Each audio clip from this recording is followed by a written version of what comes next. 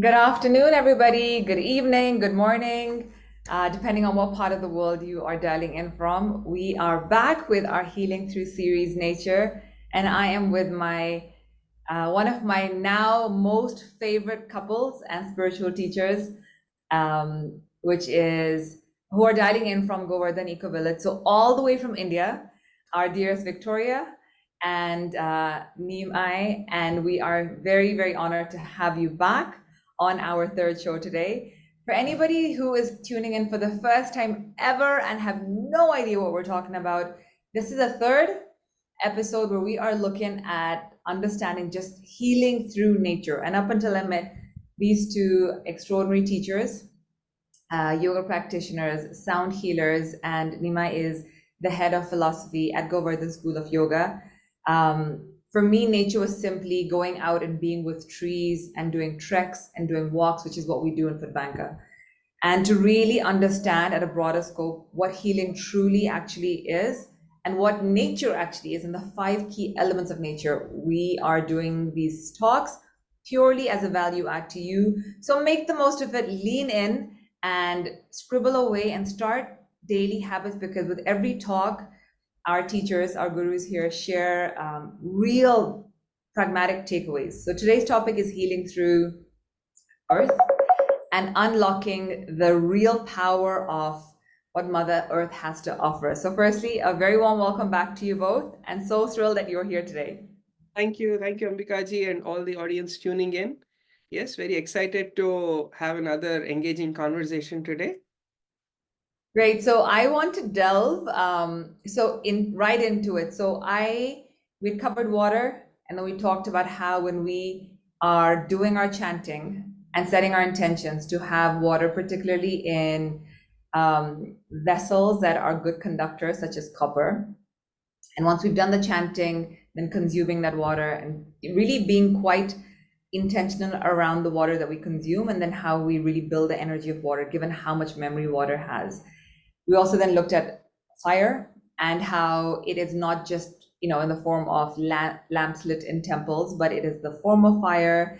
It is connecting with the sun. It is paying our devotion to sun through pouring the water. Water is a transformation of fire, the way you created it last time.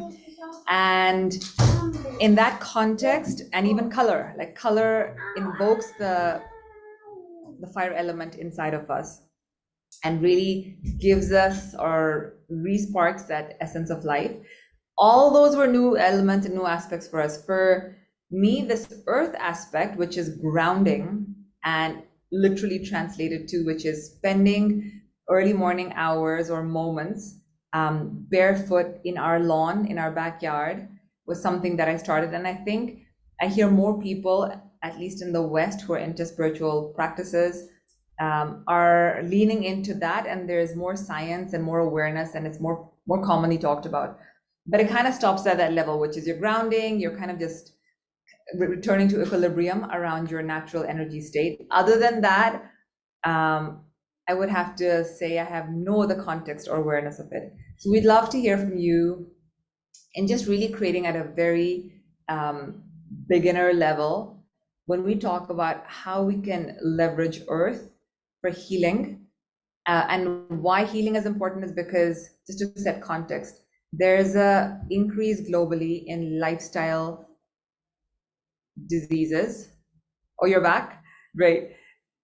Sorry, some network No, issue at no worries. I was here just in a setting very the context. rural part of India, so these things keep happening.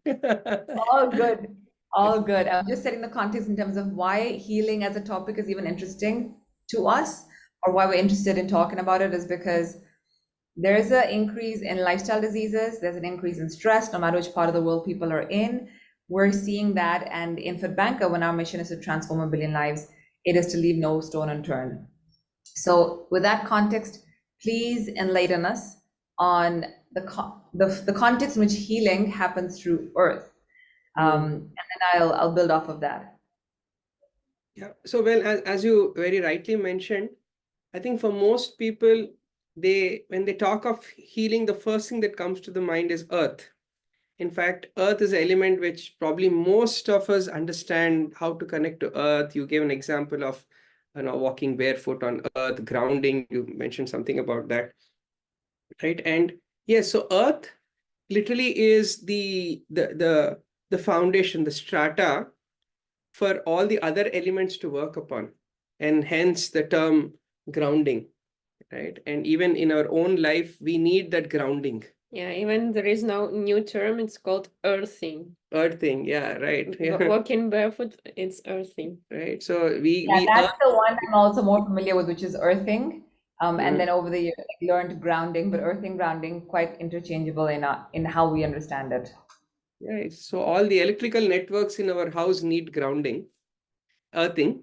Likewise, our body is Yeah. also a network of energies. It needs its earthing, right?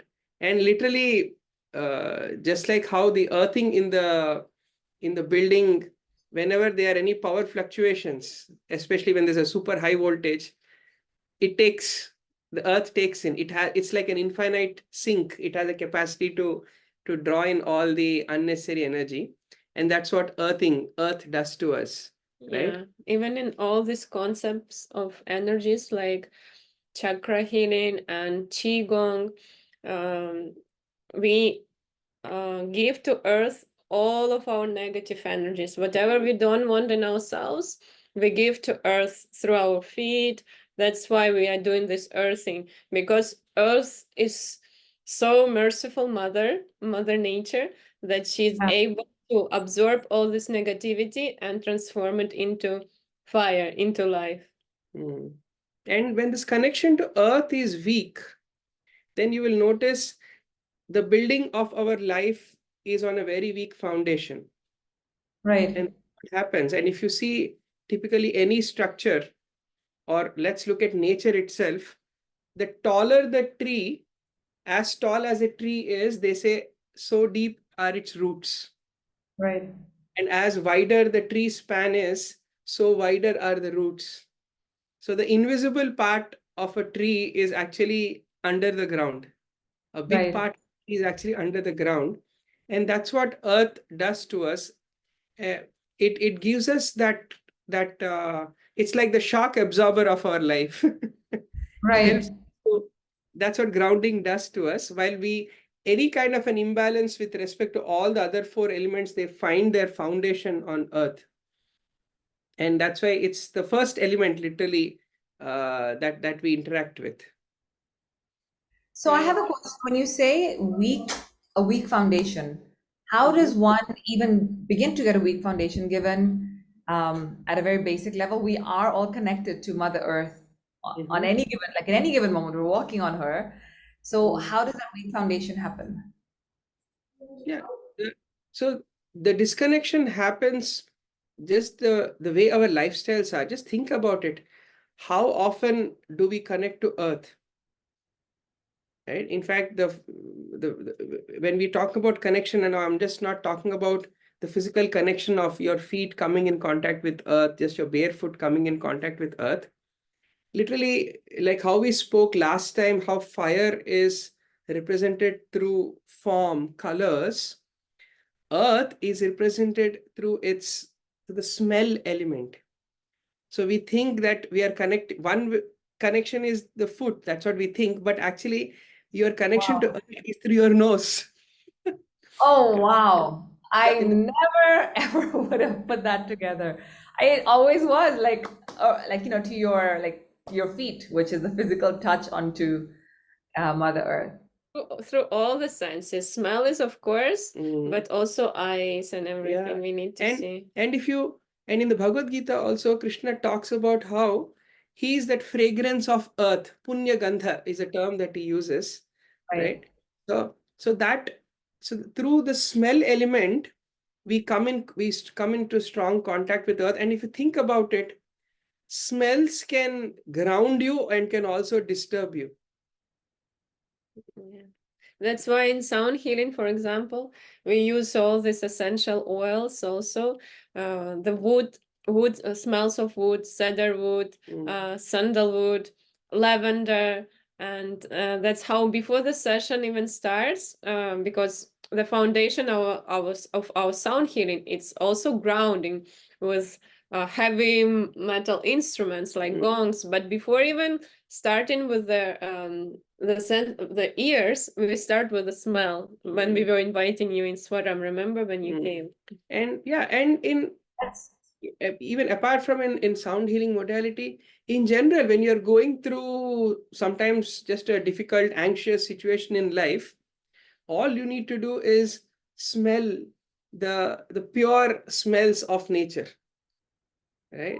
So especially the woody smells have one particular note to them, and they give a particular, a kind of a calming effect. If you're feeling very de-energized, right? So certain fragrances will uplift you. So smells very closely relate with your mood, and if you see the seat of your emotions, so that's the grounding that we immediately experience. Any kind of an imbalance in our inner state reflects in our emotional state, right? And immediately gets activated through smells.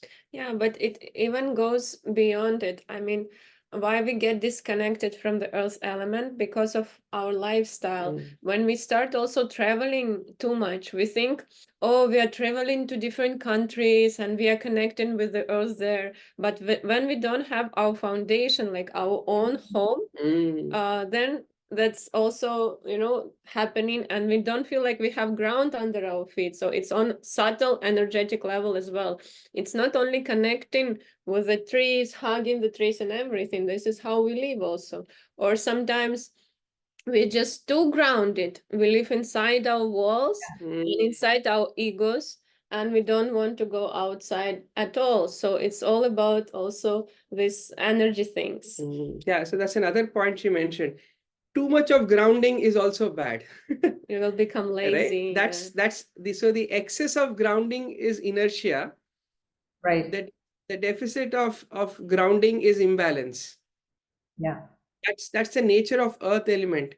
So earth has this very strong inertia energy, and we need inertia. Inertia, in a sense, is the base. That's what gives you the solidity.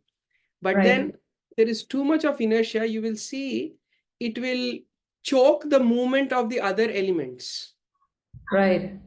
And that's what happens when sometimes we go through certain phases in life where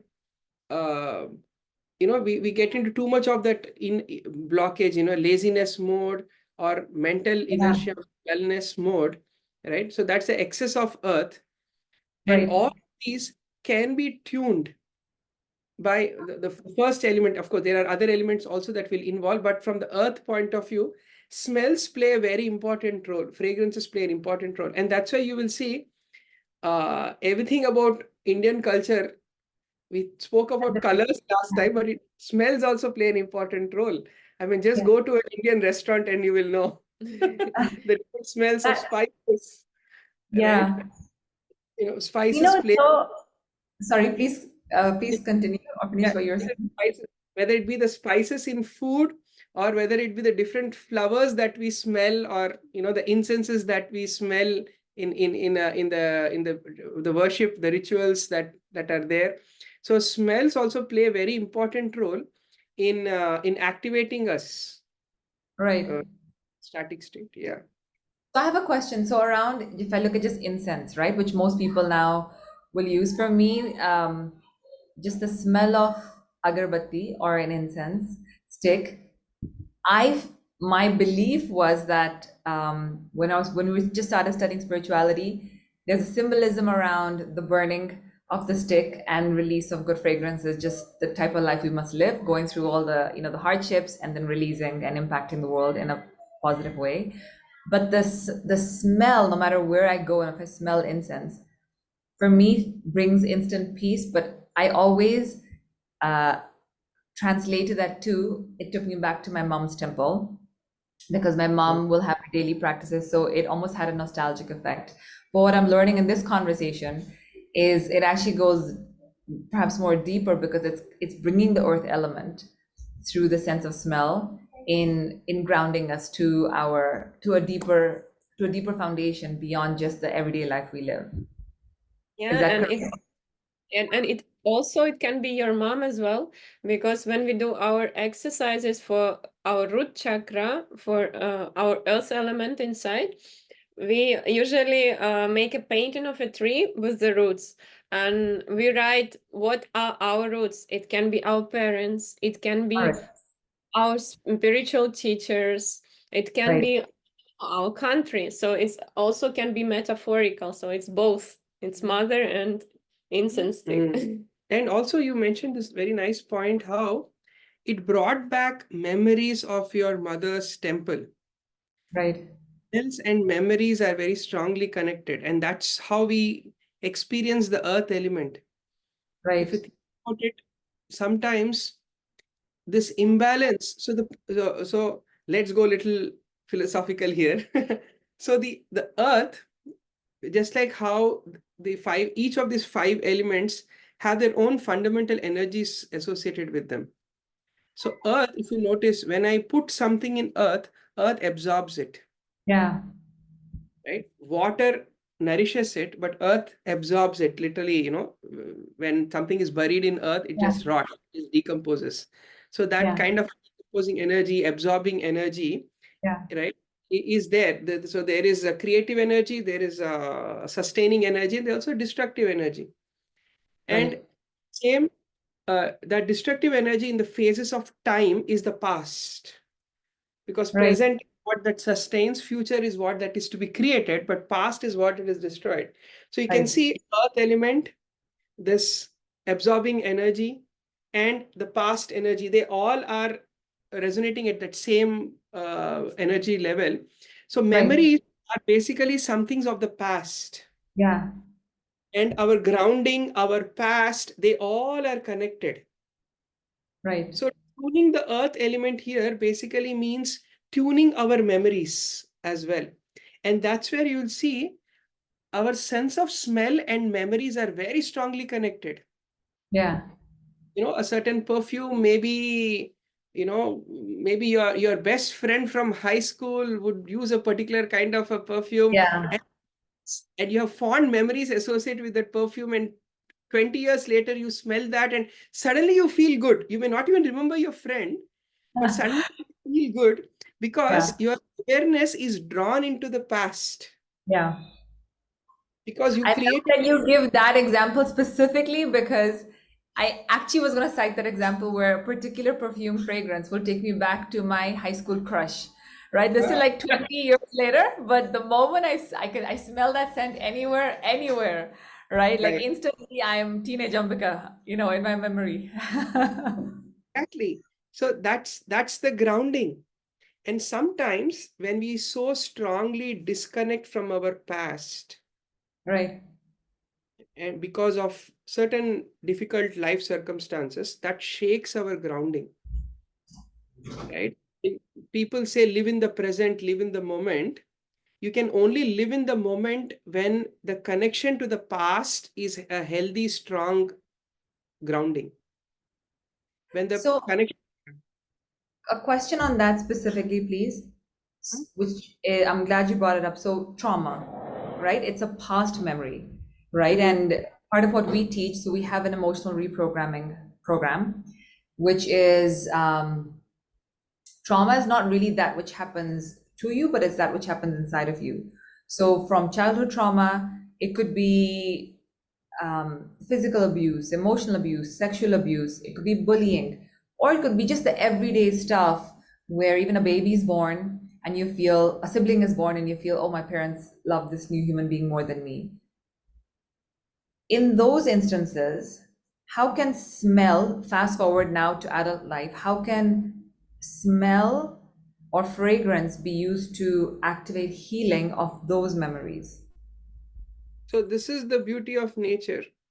Nature provides us different smells for different purposes, right? So there are certain fragrances that help you in dealing with the disturbances of the past, like these kind of traumas, as you mentioned, that give there are certain fragrances that will help you to enhance your energies in the present, right? Right, So right, especially all these woody fragrances. Yeah, uh, each and every energy channel, every chakra, as we go higher, has its own particular smell. So, of course, the unique is lavender. So that's why we can see even in the West now, they do this lavender baths. So even a person can lie down on the bed and pure lavender, like a plant, they will cover the whole body with the lavender. And person, even they go and they do connection with the inner child and everything. And through this inhalation of the lavender in guided meditation for inner child, that's how healing is happening. Of course, it's a long process, but there are different things like earth bath is also a concept in the West, but they incorporate first of all the smell as a healing element. And even, for example, in many Indian rituals, frankincense is used. Loban in Hindi, frankincense, right? So those fumes are used because these are the ones which are one of those grounding. Because any kind of a ritual, it may be first the priest or the participants of that ritual need to be grounded. Right? Even I was reading this many years ago. Even the smell of fresh cow dung has Oh, healing wow. properties. They found out that the smell of fresh cow dung causes the brain to release serotonin, the happy hormone. Right? You know, it's so interesting you say that because one of our sessions, so for those listening in, I was at Govardhan Eco Village at the start of the year for a spiritual retreat. And one session we had was actually at the barn where all the cows are, which is the Gaushala, which is the cow where cows are kept, fed, raised, looked after, as the most, I would say the experience was of the most loving, divine family members of Govardhan Eco Village. But the sense of inner peace being in that environment, and something that Nimai had actually recommended to our group, which is to go there every single day and spend some time, really was experienced. You didn't need to go there for 7 days to experience peace on the 8th day. Just being there on any given day for more than 20-30 minutes, there was just a sense of everything just being shed. And now that you explain it in more scientific terms around just the release of serotonin from smelling the fresh cow dung, is extraordinary, but also just other fragrances that come to mind as you're talking, which is not anywhere in the world, but only in Zambia and in India. Maybe I experience when it's just rain, that first rain, and the smell of that wet mud or wet soil. I don't know any single person that finds that annoying. It just brings a sense of restoration and peace. But so going back to the trauma bit, then that is more intentional existence, like understanding what specific earth elements or I guess fragrances are needed to heal more deeper emotional wounds. But in terms, or rather in terms of then everyday practices, what would you recommend? So yes, as daily practices, as many incense or any kind of natural essential oils coming in contact with this pure essential oils, or even the pure spices that we use, something that you can easily pick up from home, or some flowers that you're growing in your rose garden. And that's what plants are so expert at. They are expert extracting the essence from earth and putting them in flowers. That's literally Oh, what a plant is doing, right? And and when grown in a very nice, natural, pure environment, in a loving environment, these smells, these fragrances are coming out in their own pure, loving way. So just smelling fresh flowers, fresh Gardening. garden, yeah, coming, of course, gardening as an element where you're literally coming in contact with the earth element. So smells is one element, and Yeah, of course, all the asanas, like when we are doing our yoga, when we do mhm, Tadasana or a tree pose, all these right. asanas, there they also keep us find our ground. So uh, under our feet there are energy points, spots. So if we tap into those spots and we feel like we are rooted and we embody the tree, we really feel like, yes, I am the tree. I have my roots stable. So That's with that mood we are practicing. And of course, like for example, I have here today lavender. You take any Right. essential oil, you put it just like that on your palm. Right. You activate your palms also. You generate heat. You bring your palms in front of your face and you just take 3 deep inhales and exhales. You inhale through the nose and you exhale through the mouth. And this alone will already make you feel Activated. I mean, no, stressless, Calmer. Yeah. calmer, peaceful, of course. Yeah. Yes, yes. So all this earthy smells, and of course, sound healing. We have here even with us all the metal sounds, Yeah. like have some flowers also inside. The flowers are for the smell in the Yes. bowl. Wow. Yes. Okay. So sound healing and grounding exercises like even yoga nidra. So you should lie down on the floor in shavasana, or when you do yoga nidra, you also connecting with the earth. The same sound healing, and we play all the metal sounds. This is earth. This is grounding, and the vibration, the pure vibration of earth is coming. We are extracting pure vibration of the earth from this bowl, Wow. and That's that's why is yeah, here we have metal, and that's why Indian women also we wear lots of metals on our earrings, our anklets, our bracelets. It's also for grounding. So jewelry also helps us women be grounded. That's so I recently read about toe rings because I've always seen my mom and aunts and grandmoms and family wear it. And in the West, it became more of a trendy thing. And it was in my head, it was just once you're married, you wear it. But actually, recently, when I came to Zambia, I read up on it in terms of toe rings because I found my wedding toe rings and started wearing them. But I learned about grounding. But in terms of metals, is it again the exact same science that your healing bowls, how you sound, the bowls you use for sound healing have, which is you're basically extracting the energy from earth through sound and then healing? Have I understood that correctly? Uh, not just sound, but the metal in itself has a grounding element. Heavy structure, Ah, yeah. Yeah, right. the earth element in it, and you're using that as a medium to absorb your energies and shield yourself from any other external energy. Oh, Right. wow. Right. So that's the in fact because especially you'll see women, their bodies are more in tune with nature and their energies and work in sync with them. It's all the more important that women wear jewelry to ground themselves. It's not just restricted to women, even men wear jewelry. In fact, if you see it, many traditional temples in India, the priests are mandated to wear certain jewelry, especially these precious metals. Gold, silver, and copper are the best, more compared to, say, iron or any of the other elements, or brass or alloys like brass. But gold, silver, and copper, they are very good grounding metals.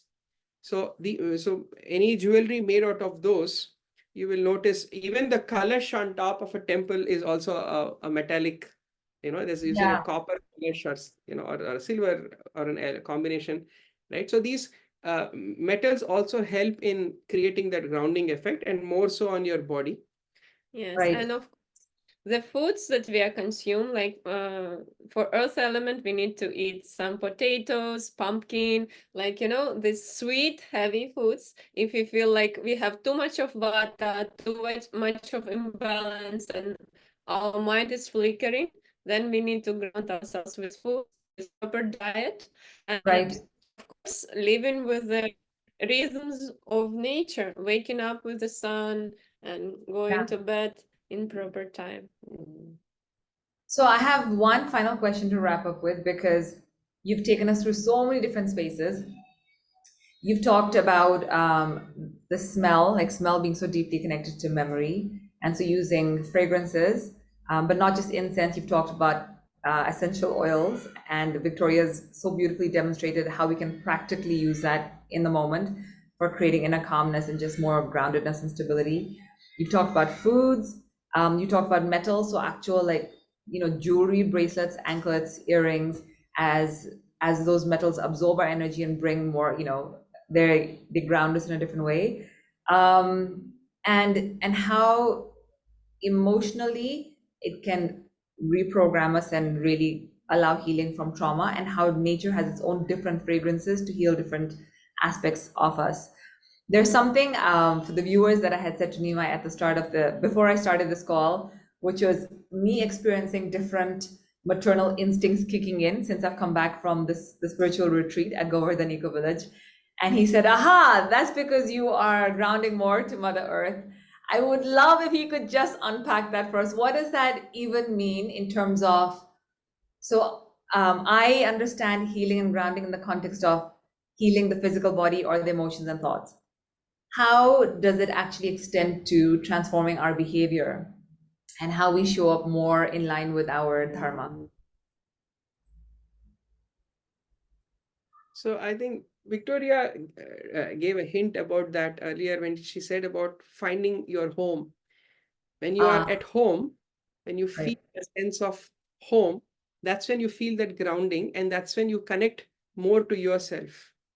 And so we need a foundation, as we've been talking all along. So that foundation, so perhaps after your visit to Govardhan Eco Village, and when you went back, you felt more connected to your home, Roots. to your roots, and the reactivation of your connection to your roots brought out your stronger connection with yourself, and that brought you more closer to your sense of dharma. Maybe perhaps earlier you were trying to find things, trying to arrange things to create that kind of a balance externally, but maybe now connection to your roots made it so clear that now you are seeing the world from a different perspective. You are even more than seeing, I would say you're feeling the world more differently, and that sense of peace is what is manifesting as your maternal instincts now. I am so moved by what you just shared as an analysis, and I really, there is a real shift. And to everybody listening in, I can't emphasize the importance of taking yourself. One thing we also learned in our spiritual retreats is travel, but not just travel for the heck of travel, travel to spiritual places where there's a whole different vibrational energy. You're working and studying, not working, but you're learning from and in the presence of great spiritual teachers and people who've just dedicated their entire existence to mastery of the spiritual journey. And for me, that was 6 days or 7 days in January, where mid-March, which doesn't feel that long, but when you live your everyday lives, then even by end of January, think about your New Year resolutions. They go out of the window by mid-Jan, let alone like forget end of Jan. But 2 months on to find something really shifted at a core, I fundamentally believe is from the vibrational energy in that space in Govardhan Eco Village. Highly recommend everybody check it out. But every session we did a sound healing session with Victoria and Nima, which was just extraordinary. But it's staying connected with spiritual teachers to keep growing and enhancing yourself. So on that note, I have taken more of your time than scheduled, but I want to thank you both so much for enlightening us, for passing on your wisdom, for educating the masses. There are so many nuggets packed in this one conversation. I feel I will need to rewatch this myself to be able to put into existence so much of what you shared. And for everybody listening in, for the last 2 sessions, again, they gave really practical tips. You don't need to go and sit on a mountain to experience healing of your traumatic past or of your current physical ailments or of your constant state of overwhelm. You truly can cause a shift in this moment through tried and tested ancient techniques that have been used and caused a sense of just upgrade in your consciousness. So everybody take advantage of these sessions. Nima and Victoria, on behalf of everybody around the world that's listening in, and especially me, thank you very much. Thank you. Thank you once all. again. Yeah, we will have our next session in 2 weeks' time. And till then, keep watching and start shifting your practices. Thank you all.